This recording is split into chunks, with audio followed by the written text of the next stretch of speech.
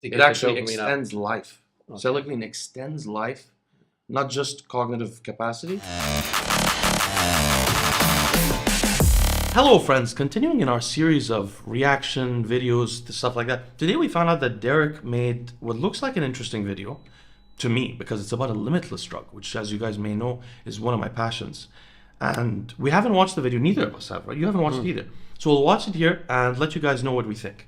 Different supplements and or drugs, fan blowing on his face, mouses, etc. When you zoom in, you see this and this, and it is apparently, For your information, guys, what Seleglin is basically the first monoamine oxidase B inhibitor that was commonly used to treat the side effects of Parkinson's disease in combination with L-Dopa. Parkinson's disease is a disease in which people have lost over 70-60% of their dopaminergic neurons in their brain.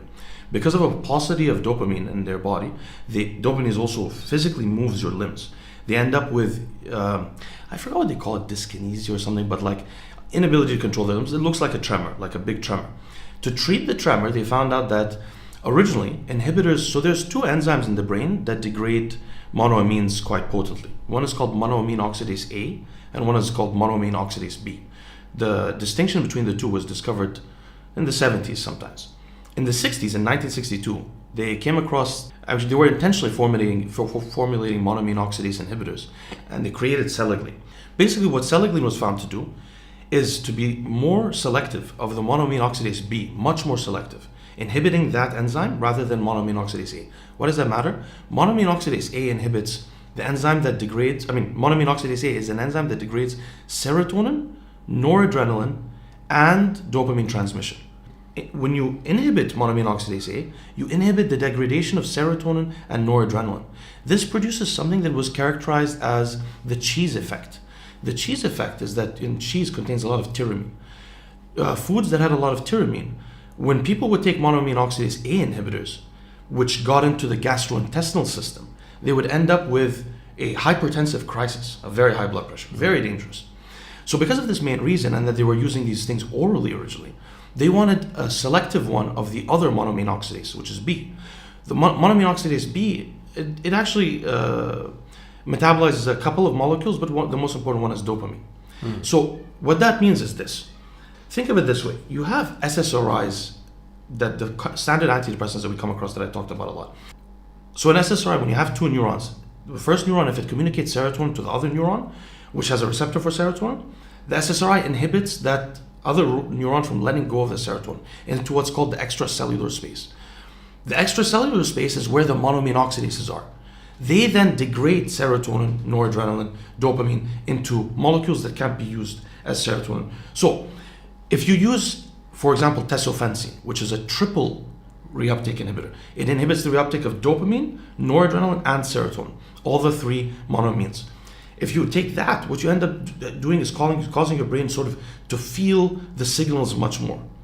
If you inhibit the degradation through monoamine oxidase A, for example, you cause more serotonin, noradrenaline, and dopamine to be in the brain in general.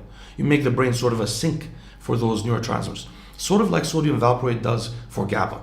So Seleglin is going to increase the effects of dopamine in the brain, but not so much serotonin or adrenaline. Yeah, so well, that's where actually what Derek's talking about comes about. So this transdermal patch. In fact, we could just talk about it sort of here. Should we listen to it? No, we could talk about it here. So basically, so first of all, Seleglin, if you take it orally, it's inhibiting the breakdown of dopamine as opposed to serotonin and noradrenaline. The interesting thing though, there have been some research that showed that at higher doses or over longer periods, taking the oral Seleglin would end up, it accumulates somehow in the body and ends up blocking the activity of monoamine oxidase A also. That's why it was noted that higher doses may produce antidepressant effects. It's thought that antidepressant effects come from the serotonin and noradrenaline inhibition of their degradation. First of all, a lot of the monoamine oxidase inhibitors are hepatotoxic, liver toxic. So there's a reason to not want them to be, and they incur extensive first pass metabolism in the liver. For example, Seleglin, its main metabolite, is actually a different rotation of methamphetamine, a less effective isomer form. Methamphetamine, which is then literally which is then metabolized into amphetamine. Turns out the amphetamine and methamphetamine don't seem to play a large role in its effects. But when you take seleglene orally, you end up with less seleglene in your body than the methamphetamine, amphetamine, and other metabolites. When you don't take it orally, it's not metabolized as much into them, and it's better able to get into the brain, where it seems to be, it was finally shown, that it inhibits the breakdown of serotonin and noradrenaline, monoamine oxidase A also. And So basically, this is just because when you take something orally, it goes through the liver first, and then it breaks down into metabolites, and then you're getting more of those metabolites. But if you put it on the patch, it's directly in the bloodstream, so it doesn't break down into the metabolites. yeah, on the first pass. the standard dose for the oral medication for Parkinson's disease patients is 10 milligrams. The patch at about 6 milligrams, though they've tested different strengths, produces this effect. There's also a sublingual version of the drug, forgetting the name right now, but the sublingual version, some of it's still metabolized in the gastrointestinal tract. In this case, because you take it in a patch, there is no fear of the cheese effect. So now it doesn't actually, no, truly, Cheese effect. now it doesn't actually matter if you inhibit the activity of monoamine oxidase A, which would be very attractive. Bro, the only reason people don't use monoamine oxidase A inhibitors is mainly because of the cheese effect. If you can avoid it getting into the gastrointestinal system, now you have a very interesting dynamic. So think of it this way. There are some drugs, this is the three basic ways you can think of it. Some drugs cause the first neuron to release serotonin, or to, like MDMA, or release dopamine, like MDMA also, or other stimulants, or amphetamine, for example, cause the first neuron to release the neurotransmitter. This can cause you to feel the next day burnt out and stuff like that, like when you go to a party or something. The other thing you can do is inhibit the reuptake. Now, interesting, I would mention, it was thought originally that maybe seleglene may inhibit the activity of dopamine, the dopamine transporter DAT, which means inhibit the reuptake, like SSRIs. It doesn't do that very much, not significantly enough to really impact on the effects. So that's one way, inhibit the reuptake, like tesofensine or fluvoxamine. The third way is once that is communicated, inhibit the breakdown of that neurotransmitter, so you have more in your brain. Some combination, our friend yesterday was asking me about this subject, like, would you use tesofensine, or earlier today, would you use tesofensine or one of these monoamine oxidase inhibitors? Only, you see, people's cognitive architecture is so different, you can really only tell if you use them. And if you use different combinations of them to see what really works for you. You probably won't need something to transmit the hormone, but you may need reuptake inhibition or benefit from it, as well as inhibition of the breakdown. Just, you know what I mean? But the problem is this. Previously, there was this cheese effect that was always a concern. So the transdermal, or to a lesser degree sublingual methods, also not only do they get metabolized less, so there's more of that drug seleglene in the brain, which then causes it at higher doses in the brain to block both of the monoamines, but also you don't get the cheese effect. So we want higher dopamine usually in the daytime, and we don't really need so much dopamine at night while we're sleeping. This is the problem. Right? So this is the problem. So we take the patch in the morning and we take it off as it gets further in the day? I don't know the half-life. I've never actually had the patch. I've never used that. The problem with seleglene and other monoamine oxidase inhibitors is that you're basically inhibiting it all day. So it like tesofensine to some degree. Now, there are people that have a paucity of dopamine that need this, like potentially people that with a lot of hunger that don't have a sympathetic nervous drive with tesofensine, or in this case, people with Parkinson's disease. I wonder if Sam Bankman actually needs this medication, or if he's just using it purely as a nootropic. Must be as a nootropic, right? Well, it wouldn't be a nootropic because it's stimulatory. So we need to get past that word. We can't call everything a nootropic. Cognitive enhancer. Yeah, exactly. That's a good one. I think so. but wait. So he can't be taking it for a need because there is no prescribed need except Parkinson's disease. So it's like taking donepezil for an advantage. What about a lot of people like? What about someone who just has low dopamine? Like maybe some people have lower dopamine, and they could be diagnosed as not exactly Parkinson's, like that low of dopamine, but like a little bit of dopamine brings them up to normal. How would they know that? Psychiatrist? Yeah, but what I mean to say is they would have to check his cerebrospinal fluid for dopamine levels, which is a spinal tap. You can't really be sure unless you're talking to someone and sort of eyeballing it, unless you're a psychiatrist that's willing to slightly risk your career in prescribing things. Yeah, I wonder if there's a test that we can do here in Thailand to test our brain neurotransmitters without needing a spinal tap. No, it's not that simple. The cerebrospinal fluid the molecules in it don't really match well blood levels. So there is a reason for a spinal tap. It's very unpleasant and damaging to the body. Now, there are some molecules in blood that correlate with cerebrospinal fluid levels. Like, for example, DHEA in blood correlates with estrogen cerebrospinal fluid levels. Estrogen in blood doesn't. So it's very not straightforward, which not many people know, by the way. A lot of people sometimes make reviews on this subject and don't mention the fact that the blood levels do not correlate very well with brain levels. What's up, guys? Derek, moreplates.com. Today we're talking about Sam Bankman-Fried and his nootropic use, his drug use, his cognitive enhancing, dopaminergic enhancing drugs that he's using to stay Cognitive enhancing. See? That's the right word. Oh, thank you, Derek. That's great. Also, did you know that this guy that he's talking about, Sam, I don't know his real story. Apparently he had like an exchange for crypto, and I don't know, it went bust. I don't know the details of the story, but every time I see a picture of him, he's wearing shorts constantly, and like in all these meetings. It's very interesting. different supplements and or drugs, fan blowing on his face, mouses, etc. When you zoom in, you see this, and it is apparently this Saligeline transdermal system. He's taking 9 milligrams. Interesting. That's a higher dose. 9 milligrams per 24 hours. This is a transdermal. See, 24 hours. So it's a long-acting thing. Yeah. And is otherwise used to essentially enhance low-grade perpetual dopaminergic activity through inhibiting monoamine oxidase. It is a selective inhibitor. So we're going to get into that shortly. I'm going to read through some of these tweets. We've been reached out to and told the... Okay. Tony, let's try to like skip around. We don't have to watch the whole video. I'm gonna skip around a little bit. Let's see what he says. And become attached pretty quickly in a flurry of emotions. On it, my something is completely... What the fuck is he saying here? I can't even read it because it's like... I just wanted to see if he talks about the pharmacology much. Not that I don't like to watch Derek's videos. I just don't want to I don't want to put too much of the video content when we're reaction. All right, so we didn't watch the video. Skipped around a little bit. It's just because I feel bad watching the long video because it's 20 minutes long. We should have probably like chosen a couple of sections to mention. But here, Derek talks about, this is exactly my opinion. So think of it this way. If you're biohacking, it's one thing. And if you have a disease, it's a different thing.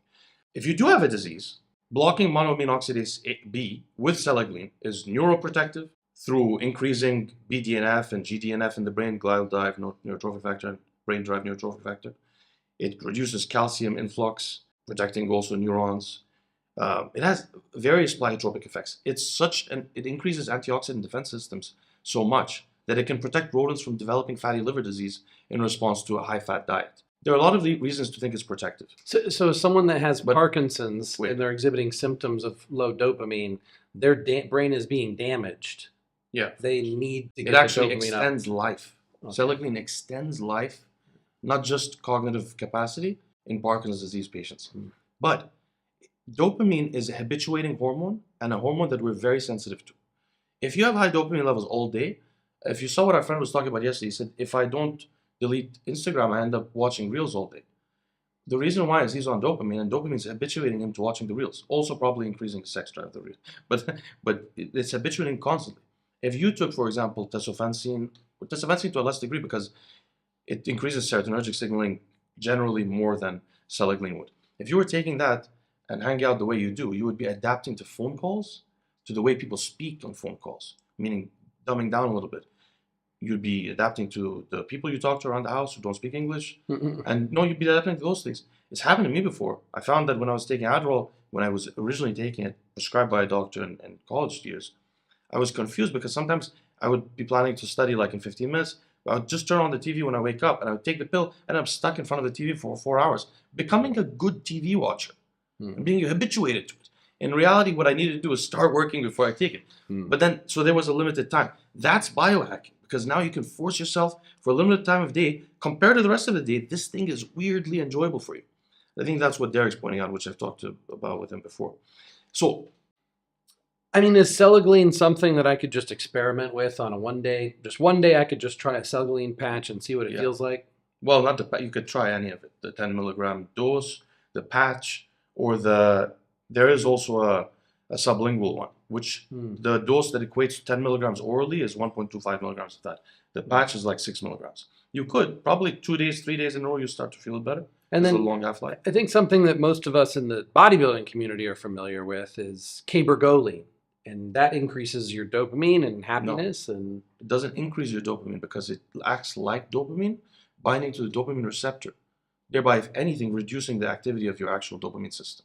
so the feeling would be similar, though, right? So No, on because- selegiline, would I feel similar as I do on cabergoline? Not at all. No. Oh. There's parts of it that are similar, like the habituation and stuff. Dopamine is the main precursor to noradrenaline in the brain. When you use cabergoline, it cannot be converted into noradrenaline. So it's a totally different metabolism. Now you With selegoline, it can. also cabergoline and the other ones are selective dopamine agonists. With selegoline, no, I mean, selegoline is increasing the amount of dopamine in your brain. So And does that also mean the amount that gets converted to adrenaline? well, it's in no, but well, yeah, that's true. That's true. Yeah, of course. So with selegoline, maybe you feel like a little bit of an energy boost in addition to the dopamine, whereas the cabergoline you don't. But you're getting both a dopamine feeling from both, right? You need to start trying these things yourself to know what Yeah. I'm saying, but Yeah. it doesn't even make sense to compare them because you have now a synthetic agonist of the dopamine receptor, which could potentially lower dopamine signaling in the brain because your brain is recognized it has a lot of dopamine. So you could be lowering noradrenaline. You could be doing a lot of things. It acts differently than dopamine. You don't take cabergoline and find yourself very mentally stimulated and ready to work. So there's a very different feeling. And then with this drug, what we're finding out here is if you don't take it orally, it inhibits the breakdown of serotonin and noradrenaline. So it produces an antidepressant effect as well as leaving the brain having more extracellular dopamine, which feels different than having more dopamine between two neurons like Ritalin does, inhibits the reuptake, and then or amphetamine, which just causes a lot of dopamine transmission also. These all feel different. And the only, cabergoline, first of all, is not cognitively enhancing. There's really no reason to use it. It also causes fibrosis in hearts. Pramipexole is a better choice, but you wouldn't really think about this for these purposes. For these purposes, it's like either it's the process is like amphetamine, then for transmission, then for reuptake inhibition, something like tesofensine, or Wellbutrin, or Ritalin, or modafinil. Modafinil and Ritalin inhibit the reuptake by over 50%. Actually, Ritalin is around like 70 to 80% reuptake of dopamine, whereas tesofensine is around like 60%. But tesofensine also inhibits the reuptake of serotonin. You know, like the way that you could have all three of them, and keep in mind, if you inhibit the reuptake of serotonin orally, you also have more of a risk potentially of the cheese effect if you use a monoamine oxidase inhibitor, because you're taking it orally, it's still going into the. So if you're not taking the monoamine oxidase inhibitor orally, then you could potentially have a triple reuptake inhibitor and a monoamine oxidase B inhibitor, which also inhibits the monoamine A. And that would be a different feeling. And then different doses of that would feel different for you. And it's most likely the case that most people would have slightly different measurements of both that would feel better for them according to their cognitive architecture. Sounds like if you take selegoline by itself versus you were taking selegoline plus an SSRI or plus Ritalin or something else, you'd get a completely different effect and outcome. I wonder if Sam Bankman was on something else, like we're just looking on his table and we just see selegoline. What if he's on a bunch of other stuff that's interacting with selegoline? He would be not very advanced if he was just taking that. It would be a poor choice. I'm sure it's not optimal. For unless he's like, even then it's not optimal. Yeah, I don't think it's. Yeah, he's probably taking something that causes transmission also, most likely. But I don't know much about him. But that's what, if I was doing it, I would call something that causes transmission. Take something that causes transmission for a period of the day at the very least. But like Derek said, you don't want this high dopamine signaling all day. You know, it's eventually going to lead to like erratic behavior unless it's combined with serotonin inhibition or something. It's eventually going to lead to like more erratic behavior, more unpredictableness, potentially paranoia, changes in decision making, and people who have extended periods of long dopamine signaling develop schizophrenia and bipolar disease much easier. And if he takes the selegoline for a period of time, like a month, and then he comes off of it, is then going to be resensitized? He's going to be desensitized. Yeah, there is a withdrawal. There's a withdrawal more significant from the monoamine oxidase inhibitors than SSRIs. Yeah, it's a serious thing. Some people can never stop using them. They feel horrible after it. So be careful, guys. This isn't like some. The trick here is that this guy's taking it transdermally, which prevents the cheese effect from and also allows more of it to get into the brain, causing more inhibition of the breakdown of serotonin and noradrenaline in addition to dopamine. But that's the main trick. And the other thing to remember is like, okay, this is another level of how you can manipulate signaling in the brain. One level is to make the transmission, inhibit the reuptake, or inhibit the degradation in the extracellular space. We rarely talk about that. When I've talked about safinamide, which is an interesting similar drug with some advantages, but less studied and harder to get. But we've never talked about that. So those are the two learning lessons. It's not as like a miracle pill. It's not the limitless pill, for sure. Oh, that's an important thing to put right. At The limitless beginning. pill would include donepezil and some kind of amphetamine or something like that, Yeah. and maybe something else. It would be not one pill. So, like, if we did a video on what is the ultimate limitless pill, it wouldn't be one drug. No. It would be a stack For of sure. drugs that work together. For sure. For sure. Interesting. All right, friends. I hope I'm excited to experiment with it if we get our hands on it. That's what I like to experiment on myself. Leo's introduced a whole new class of different compounds to experiment on, so I'm excited to be a guinea pig and report to you guys what happens. Be swole and soul, friends of freedom, pioneers of human evolution. A day natty is a day wasted.